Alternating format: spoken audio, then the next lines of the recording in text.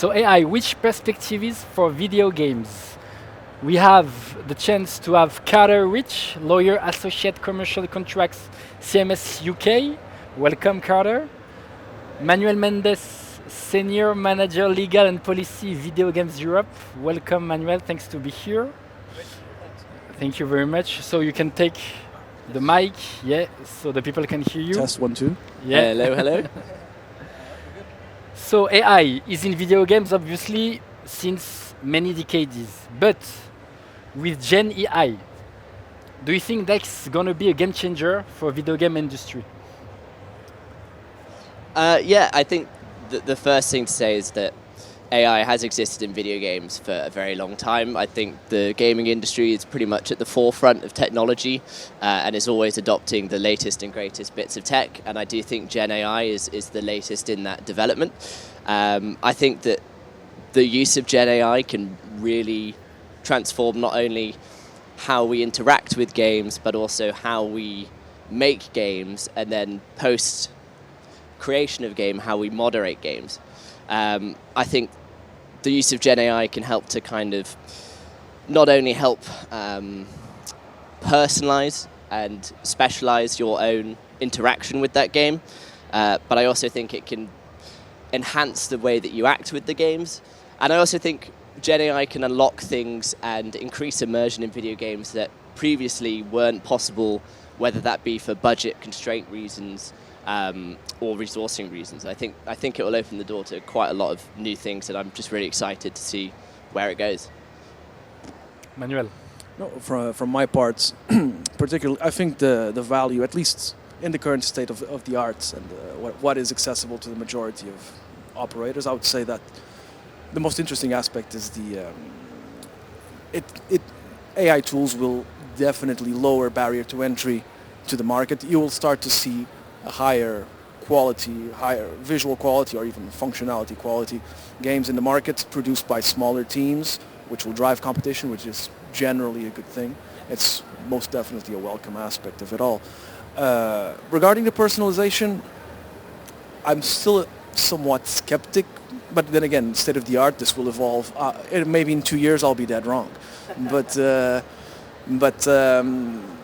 yeah, I still feel, for example, the first time I saw AI-controlled NPC voices, it was someone who put them into Skyrim, a mod that was put into Skyrim when they plugged in GPT-4 into the NPCs and kind of gave them a backstory. And while it's interesting and fun, I still feel it kind of rings hollow. I still feel it's Interesting. It's a bit generic. There's a tendency for these AI interactions to be somewhat generic and a little bit. I'm not sure. Please follow. Please follow. I'm not sure it's. I should contrived is the right word, but yeah, I don't know. What do you reckon? I think with any new technology, there's always going to be a development process. So, maybe it's going a bit far back, but the first tractors, for example, ploughing the fields were very slow, rubbish. A horse was better because it did it better. But as the time progressed, tractors became the default. And I think that will be a similar situation we see with AI, as people kind of see what can we do with it, what parameters can we set, what data do we train it on. I think we will see, I agree with you at the moment, I do think it's a bit more general, but I think that's just because it's the start of something rather than the end point. I think it's interesting just to go on the point about personalizing experiences. If you look at games, for example, like Fable, if you wanted to personalize your experience, that had to be kind of the central core of your game. The choices that you made, you had to program it and make sure that it reflected within the game, and that was kind of the core focus. I mean, Telltale Games was another example of that. So I think with AI, if you can make the NPCs react or the world react, it lowers the bar to be able to do that and put that into a video game, and I think that'll be really exciting. Yeah, because if we take the example of the NPCs, for example, you mentioned that they can become more realistic thanks to autonomous behaviors or dynamic dialogue is. So enriching the immersion. So in how extent do you think that could be the first use case of Gen AI for the video game industry, the NPCs? I mean, you're talking specifically in what concerns NPC dialogue, for example. Yeah. I mean, for the barks, for example, for the, I think the current state of the art allows already for, as you're saying, it's still evolved. It's already still in the beginning, but there's already possibility for short barks, for short like tertiary characters to be fully AI generated. It's definitely possible, I would say. But, and one of the things that I think AI still doesn't do or can't do very well yet is it doesn't, or bring, to put it better, it's the element of intent. When you're designing a game, you're designing a story, you're designing a narrative, it has to have an idea behind, and AI doesn't have an idea per se. It has instructions to create something, and that's why I think that at least for primary characters and secondary characters, I feel while you can give them certain leeway in terms of what they can say with AI, I still feel that they will be more constrained to the narrative that the game designer is trying to steer, the direction in which the game design is trying to go into. So it's, of course, many things, many elements here, a lot of movable parts, but I still feel that the element of intent in the in-game design is still very important, because I think an AI can't really tell what is fun or compelling for a human, what makes it tick. It might have a statistical approximation of what it is, but it doesn't really. You see what I mean? It can't really capture the element of creativity in that regard, at least in the current state of the art. Saying. I think that's really interesting. I think what we'll see happen potentially, because at the moment, if we think about how dialogue is created, every single line is written, voice acted, or not. I think what we might see happen is that the role of the teams that are creating this dialogue perhaps transition to more of a director. So they're in charge of setting the parameters of that character, how a character will react in certain situations, and then AI will be used to kind of fill in those blanks. Because I struggle to see a situation where AI will be used, for example, in NPC dialogue, where there won't be some element of control. I think publishers would be reticent to let AI just say what AI does. There will need to be that element of control, which I think is really important. But I think it will be used more as a way to help fill in the blanks and, speed up development, make development more efficient. But yeah, still with that element of control and intent from the people that are creating that dialogue.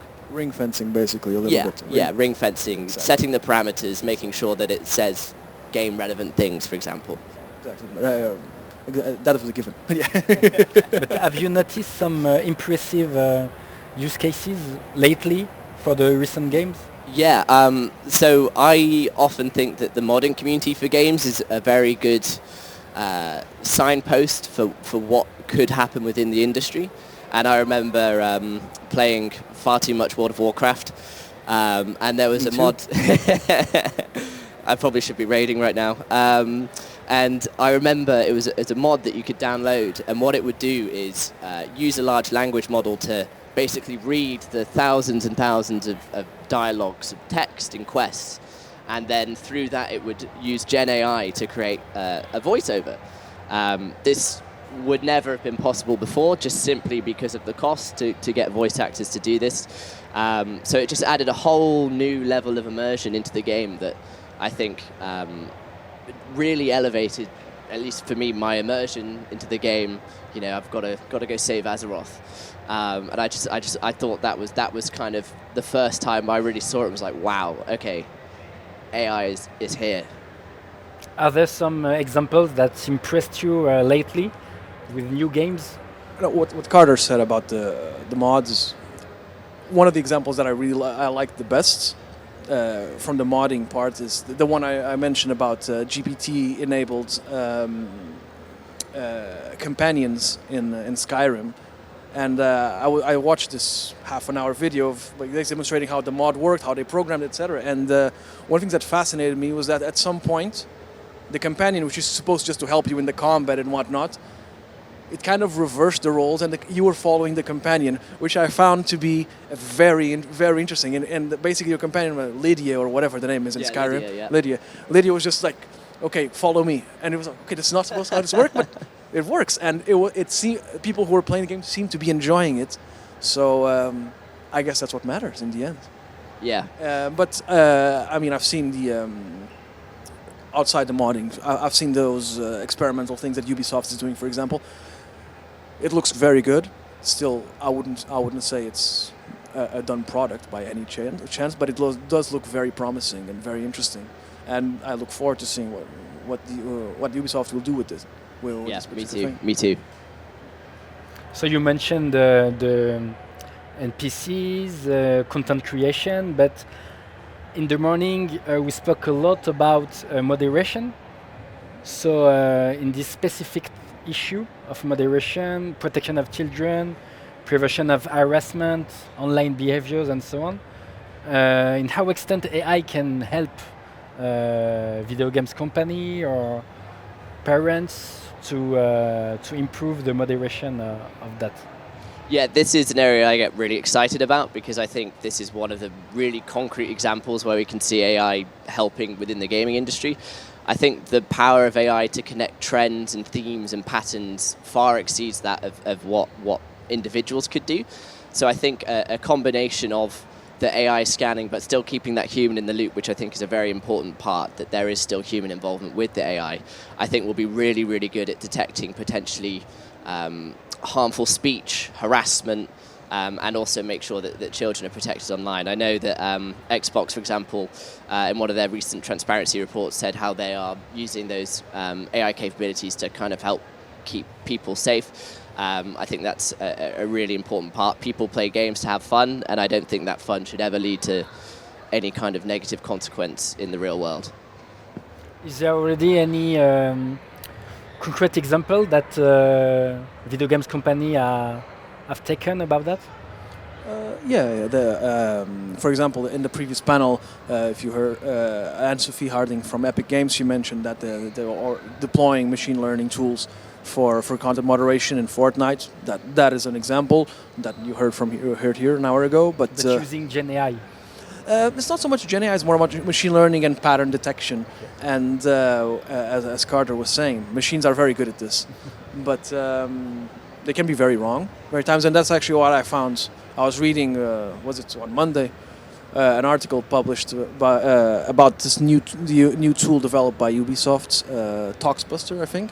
Was announced last week, I think, which has the added novelty of being able to perceive and to identify context. For example, like gaming slang. Sometimes the way players communicate, they develop their own lingo, their own form of communication, and sometimes you communicate with acronyms or false friends or whatever. And the interesting thing about this Talksbuster, from what I can tell, is that it can really capture the context. So if you kind of say a curse word in a certain context, it's not meant as an insult. And the AI will not kind of flag this because it understands. Okay, this is in the context. Of course, I doubt that will be perfect, but Ubisoft, along with Riot Games as well, have been doing great work on this. They had the Zero Harms initiative, the joint initiative. I think it was 2 years ago that they started. I'm not sure, 2 years or 1 year ago, and apparently it was, as far as I can tell, quite successful. And these tools do seem to be a very, very tangible and apt application of AI. Yeah, I think that's one thing we do have content moderation in games nowadays already, and I think that's one extra layer that AI can add is that context. I'm sure we're all familiar with language content filters from World of Warcraft Online, where it will asterisk any swear words. But like you say, I think AI will really help to add to that extra context. I'll be honest, that was the first thing I turned off when I started playing World of Warcraft 20 years ago. Me too. Okay, guys, we understand that. Okay, thanks to Gen AI, we'll have a very optimistic leads of developments. Okay, that's clear. But do you think that there is also challenges and difficulties that Gen AI can pose to video game industry? I'm thinking about ethics and bias, for example. What do you think? Yeah, I think with anything, there's always challenges around implementation. I think the challenges around AI in gaming probably have the same challenges that the implementation of AI generally across sectors has struggles with the same issues. So when you mention ethics and bias, I think we have to be very careful about the AI models that we use and the data that it's trained on to make sure that we can, as best as possible, avoid certain biases that, particularly when ChatGPT 3 came out, there are a lot of stories about things that it could say or things it would be unable to recognize that did result in kind of a lot of bias. And I think it's important to note that because these aren't gaming sector specific problems with AI, they are being addressed and looked at more generally. So for example, I know Microsoft have their policy on responsible AI. So I think it has to be very careful that the lessons that are being learned generally, so not just in this sector, about the implementation of AI and how we kind of manage the potential risks that it brings are very much learned and also implemented within the gaming sector. What's your opinion about that? Oh, it's certainly there will be very big challenges ahead, but the reward that lies ahead also seems to be worthwhile. Thankfully, in the EU, or not, depending on who you ask, but in the US, there's already, even before the AI Act came out, there was already significant legislation that would apply to aspects of machine learning and AI training. For example, the GDPR is a classic example, and GDPR compliance is beginning to be more or less standard these days. It's becoming a standard which it's in the context of machine learning, and the use, for example, if you're training players on, so you're training a machine, a voice recognition machine to identify toxic discourse, interactions, etc. You need to have a strong policy internally to protect the data of your players, and I believe the companies try their best to observe and to be ethical about the way they go about this, and that's the way to go to progress. And data protection is one of the aspects, but yeah, I mean, we could. Can you repeat the question again? Sorry. No, it was about the challenge of. Oh yeah, data protection is definitely a challenge, and now with the AI Act, there's also going to be some challenges within on how to actually apply this and to understand how this applies to games themselves, because there's not as much clarity as we could have hoped for in the regulation. It's not horrible, but it's also not great either, to paraphrase Chernobyl. And yet, just on that kind of the GDPR point, one thing that I'll be interested to see, and I don't have an answer for this, is how the kind of the right to be forgotten will interact with a lot of these AI machines. I think that'll be a really interesting point, and I look forward to see what the EU kind of says in response to that. Oh, so would I. I don't have an answer for you on this, but I would imagine that it will definitely be something for the companies to consider while they're deploying these kinds of means. Yeah, and I think I remember when GDPR came out, there was a lot of responses. I remember getting dozens of emails from companies I had no idea that I'd registered with telling me about this. But as you say, it's kind of the new norm now, and I very much expect the same thing will happen with the AI Act. There will be a period of calibration, but in a few years' time, it will be the normal. When more guidance comes out and it's clearer on what is expected, I think it will become the new norm as well. No, and on guidance, one of the topics that's now being discussed in the post AI Act legislative process is it's the code of practice for general purpose AI providers and developers, which is one of the more murkier and more complicated parts of the whole AI Act. The whole part about copyrighted data being used for training, the interaction with the copyright directive. It's expected that by May the European Commission will come forward with the draft code of practice for general purpose AI deployers most games companies will not fall under this category, but it is so gaming adjacent that is one of the things that companies should keep an eye on. Can you can you give us a quick overview of AI if we're speaking about the legal issues that pose AI? Can you give us for people who were not present this morning? Yeah, so I think one of the big things in terms of, well, just to kind of take a step back, one of the biggest issues with AI at the moment is that there is very little law specifically addressed to AI. The UK's position on it is that we're going to kind of, well, Labour said they were going to put in an AI Act, so hopefully we get that. And it's not going to be, we're not having a single regulator of AI. Each department will kind of look at it themselves. It's more of a sector focus. But I think one of the key issues that we look at when we talk about AI and regulation is IP and, who owns what, essentially. We had a case in the UK, an inventor of a program called Dabus, and it was an AI machine that created something and he wanted the AI to be the owner of the patent. And UK courts have said very clearly in black and white, AI creation or AI cannot be a creator, and anything created by AI is not subject to copyright protection. So I think one of the interesting things, well, when we look at the IP framework internationally, it's built for hardware, took a while to get it to be built for software, and now I think it needs to kind of be looked at from the position of AI. And as we know, law is generally quite slow to move. So it would be interesting to see where this moves. And unfortunately, as a lawyer, you like to have the answers, but unfortunately, there aren't many answers at the moment.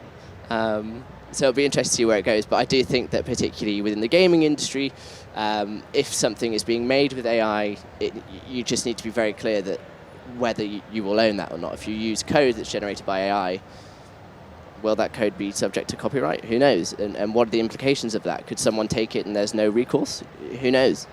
How do you deal? Yeah, how do you deal with this new regulation? No, one of the points that we've been trying to make at Video Games Europe regarding AI regulation is the importance of avoiding, to the greatest possible extent, widespread fragmentation of the legal regime around things like artificial intelligence. This is also why Video Games Europe, well, and not only many stakeholders during the legislative process of the AI Act, called for alignment with the OECD's definition of artificial intelligence, because at some point there was a bit of a point of departure.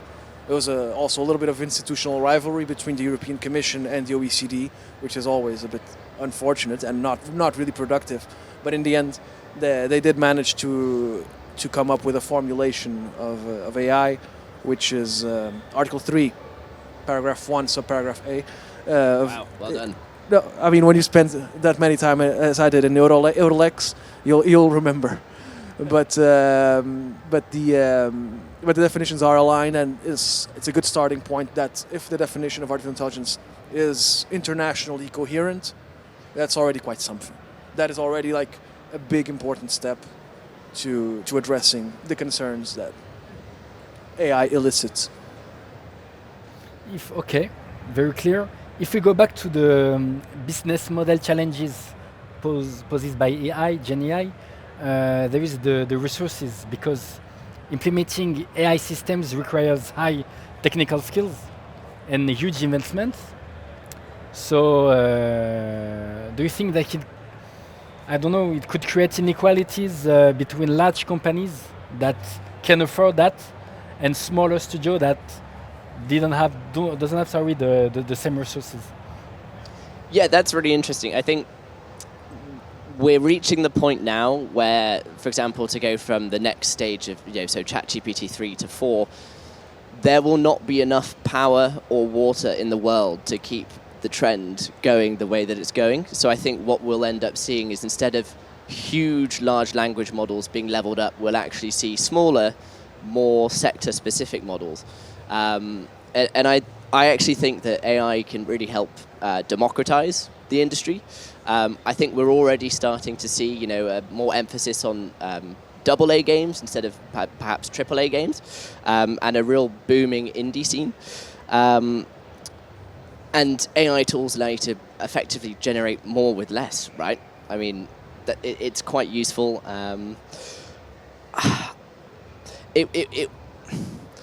It's a difficult one, but I think what we'll see, similar to perhaps like Unreal Engine, where companies can outsource their engine and for a license fee, we may see similar with AI, an AI company that can be used that maybe perhaps the bigger developers don't have access to, the smaller developers don't have access to, but the bigger ones do, and they can, much like smaller indie developers can't really build their own in-game engine, they'll use Unity or they'll use Unreal, and you could have a very similar situation with AI. So I don't think that personally it will lead to kind of a squeezing of the market. I actually think it will do the opposite and make it more open. Okay. What's your opinion? No, it actually ties into what I said in the beginning as well regarding the aspect of competition. This will definitely lower in the long run. Will definitely, it's my opinion that it will definitely lower the barriers to entry. And as Carter very rightly said, there's not enough water on the planet to cool all those data centers that would be necessary to scale up those very large language models. There's also the issue with emissions posed by data centers. It's something to consider regarding the use of AI, a very important aspect to keep in mind.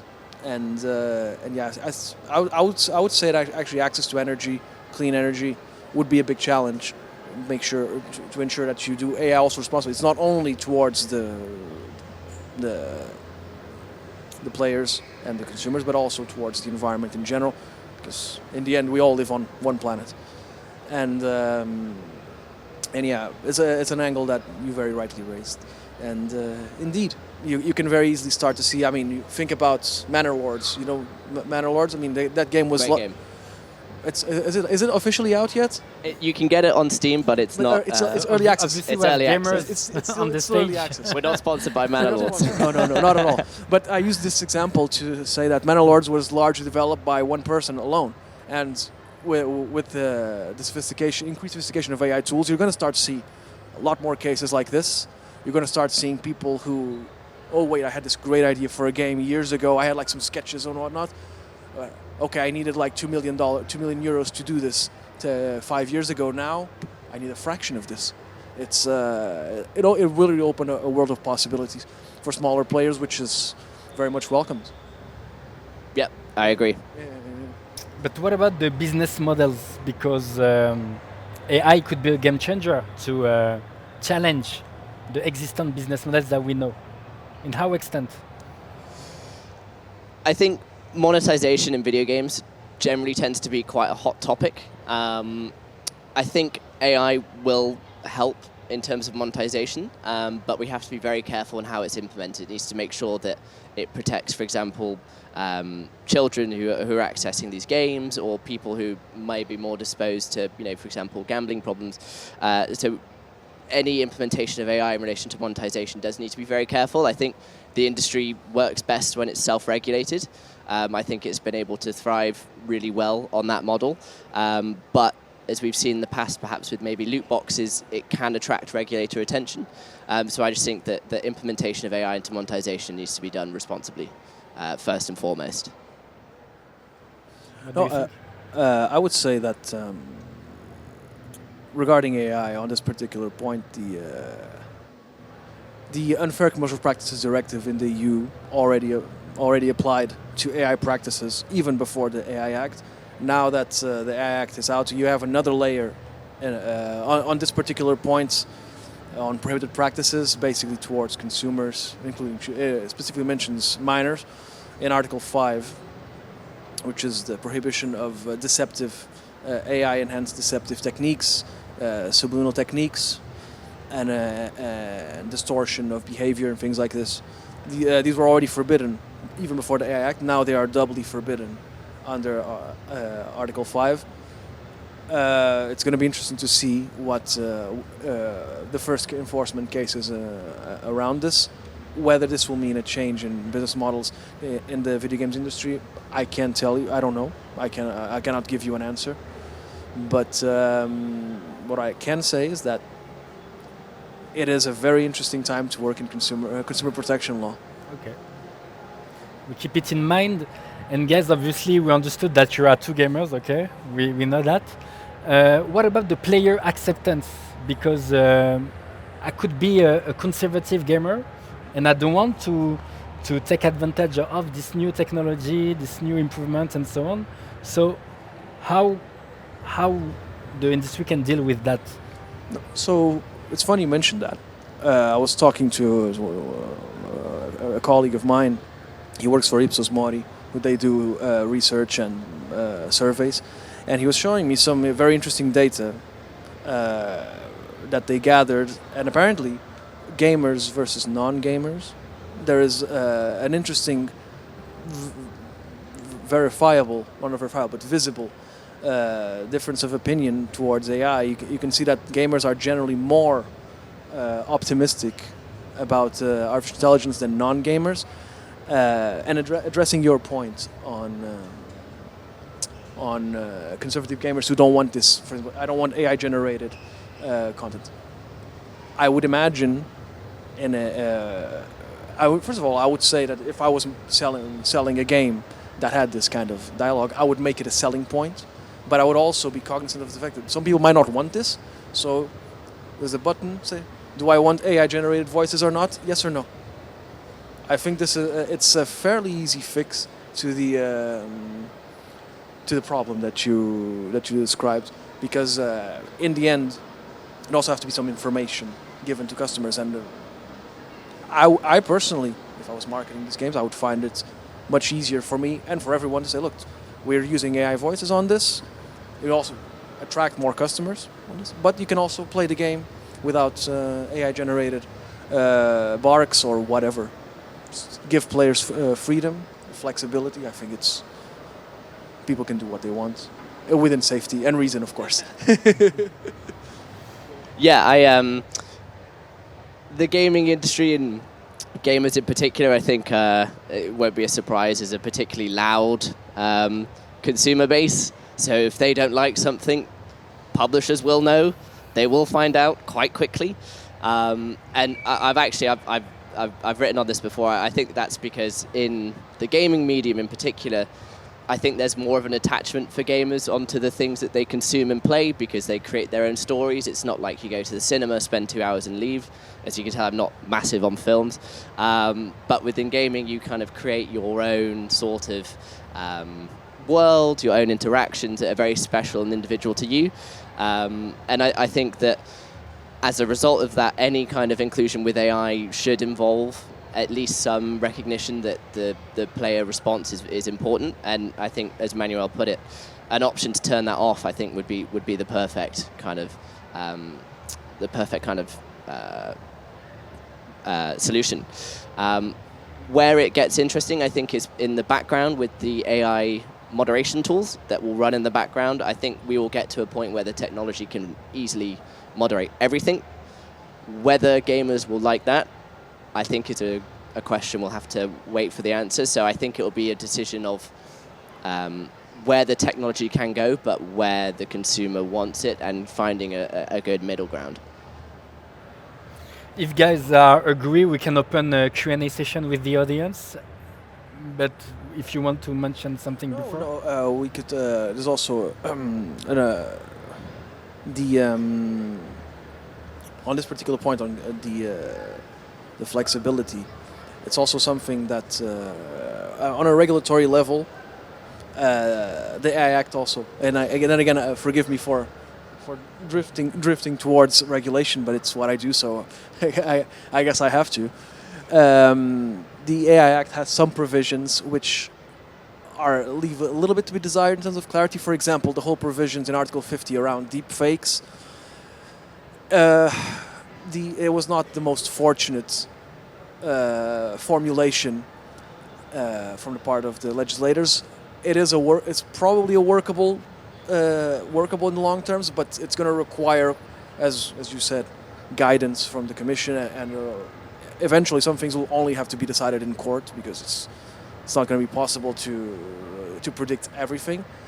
But for example, the definition of deepfake is a little bit too broad, and it might very inadvertently capture things that it's not supposed to capture. In the European Parliament, in their zeal and understandably to protect from the harms that deepfakes can do in a democratic society, disinformation and whatnot, they did adopt this definition, which, when you look at the definition of deepfakes, I think it's recital 60. I think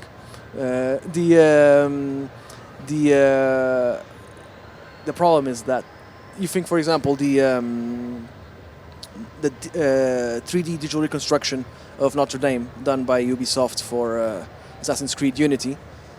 Is this a deep fake? Under the term, if you look at this, it could be a deep fake under the definition. It's obviously not a deep fake from any normal, but within the text, there's these kinds of confusions. It's not easy, and these transparency obligations that are imposed for deep fakes could inadvertently also apply to games and movies, which would be unfortunate.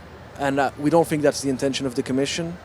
But then again, guidance from the legislators, that is key, and it's something that I think it's important to keep in mind. So let's open the Q&A session. Feel free to raise your hand if you want to interact with our speakers, or if you want to share your thoughts. Okay, here, microphone. Can take it. Hello. I just want to say thanks for your points. It was very interesting. So I'm a music student, and I. Keep it. Sorry. I'm not you, but I'm a music student, and I do like video game course for music, and I was just wondering what impact do you think AI will have on video game music and like video game soundscapes and stuff? Do you think it will be more personalized, or it just won't change? Who do you want to answer? I went first before. You go first Okay. now. I think in terms of the music specifically, I think it will apply the same that it will for NPC dialogue. I think we can already use AI to create music, but will it be music personalized to the game that you're building? Probably not at this stage.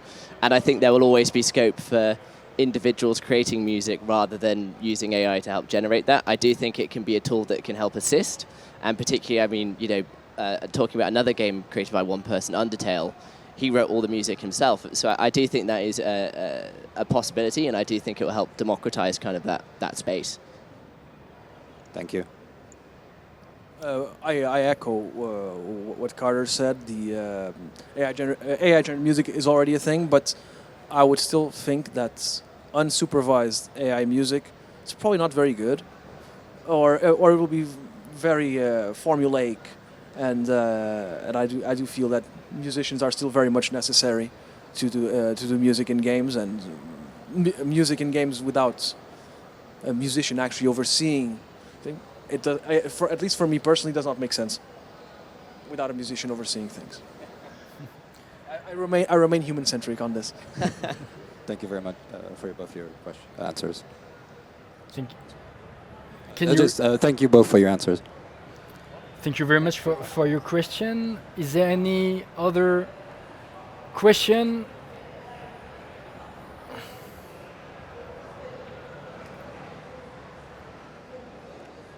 Hi, thank you very much for your presentation.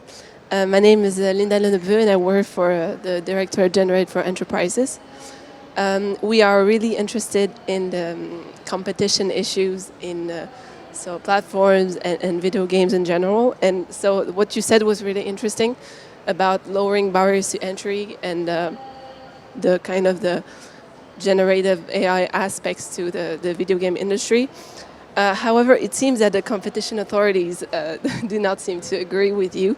I mean, they're not that optimistic. So we've had the CMA, the French Competition Authority, also the Portuguese Competition Authority do reports about their issues and more generally how AI is going to be a product that is going to have a lot of barriers to entry. So how is that, maybe video games is a product that has other characteristics that makes you think that there is going to be a progress and not a there's not going to be competition issues. Yeah. So, thank you for it. Thank you very much. I can go first. Please. No, I think one of the important things to keep in mind regarding games is that the games market is quite stratified. As Carter was saying, you have the AAA games, you have the AA games, and you have the indies, and these games exist on different genres, but also price ranges, monetizing models. The way we see this AI, and sure, we are. Video Games Europe is optimistic about the impact of AI. This does not mean that it's without its challenges. But yeah, it was also a recent consultation on competition in AI in virtual worlds as well by the European Commission. We actually responded to that, and we do try to take an optimistic approach towards this because whether people like it or not, AI exists, and it is a technology that has to be explored and made the best of. Always, of course, keeping in mind the need to observe the law and be ethical about it. But yeah, it's my 2 cents. I hope it's helpful. Yeah, I echo that as well. I think the tools will be able to get into people's hands, and they will, particularly, I think, within the indie space, I think will massively push flourish this area. Thank you very much. Another question? Don't be shy. It's your time. You can ask in French if you want as well. Here. Thank you very much.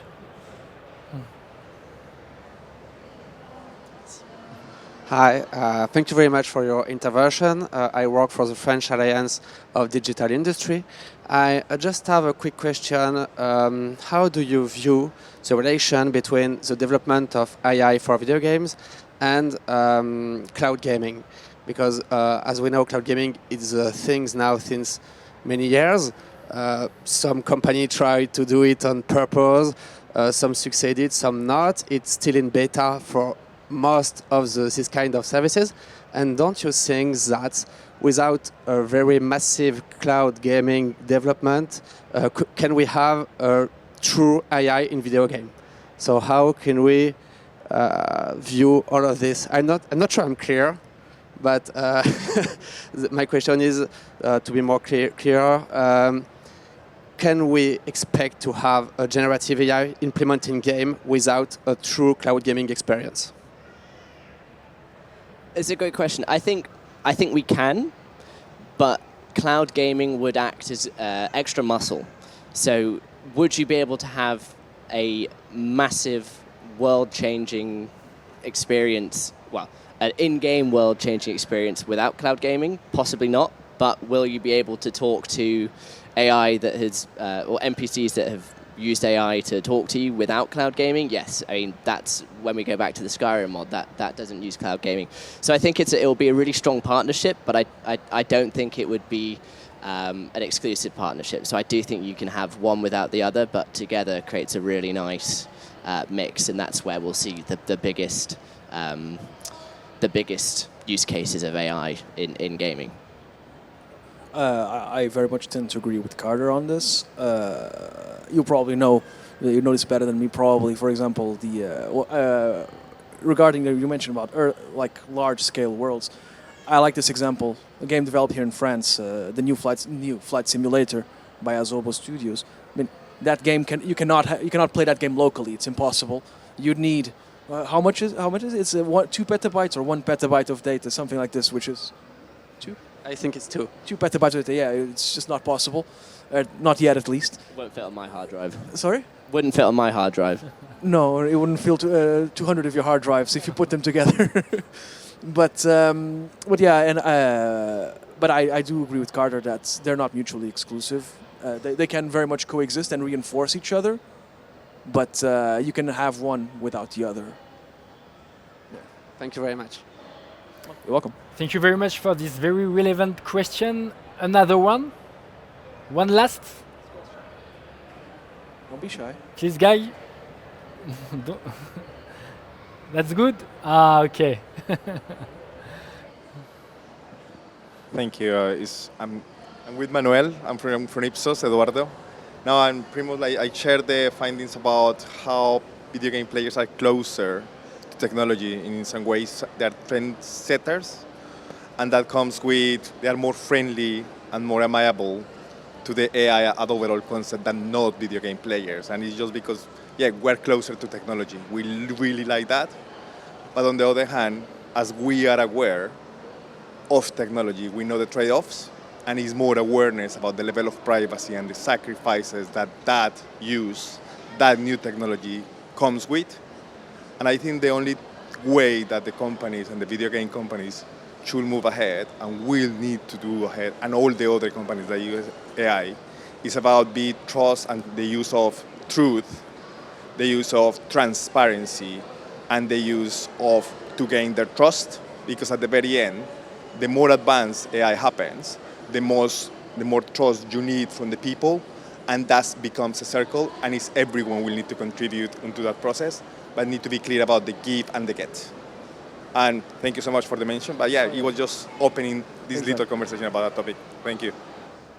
No, I mean, I can, if my pick up, regarding trendsetters, and thank you, Eduardo. The work you're doing is actually very impressive. I think, for example, graphics cards. Graphics cards were pretty much invented so people could play games to get more fidelity instead of just watching squares moving around the black screen. Graphics cards. And now you cannot do AI without graphics cards. So it's one of the cases of trend setting, and you mentioned the trade-offs and the sacrifices. I believe that it will be there has to be a level of collaboration, and as Carter you were saying earlier, that gamers are very vocal. It's a fairly vocal community, and there's a feeling of belonging, and they want to express their opinion about the games that they like, which is a good thing. I think the companies generally very much welcome this. It helps them understand what their customers want, and in the end, it's this long march of AI. It's going to be collaborative. In the sense that there's going to have to be mutual trust between the games companies and the users, and how this moves forward in a way that's good for everyone. And then that example that I gave, for example, of switching off AI generated talk would be give players options, be transparent about them, and you'll have not a lot of problems, I imagine. Yeah, I couldn't agree more. I think it goes back to what I was saying at the start of the talk, that I think the gaming industry has always kind of been at the forefront of a lot of the tech that we see and a lot of the developments we see, and I think that lends itself to a consumer base that's more pro-technology, or perhaps more tech literate. But of course that comes with the need for any tech that we use to be, openly communicated, transparent, and done with kind of, fairness in mind. I think that will be crucial to kind of, as you say, see AI kind of move forward. So I think transparency is going to be absolutely key with any kind of deployment of AI within video games. I just don't see it succeeding without that, really. One last? Okay. The very last? Hi, thanks very much for what you guys have been saying. I think following on what you're just talking about now, Carter, with transparency within the gaming industry, when we think about content creators and how they are talking about the content they are creating, especially video games, how do you think they should be disclosing to their communities about the use of AI in either the content that they are creating themselves, or how AI is potentially benefiting them in the way they perceive how they manage their content with their communities? Yeah, great question. I think content creators, I remember, when I was younger watching PewDiePie, and whatever he was playing was the game that I then went and bought and played. So I think content creators are a really big influence in the gaming industry.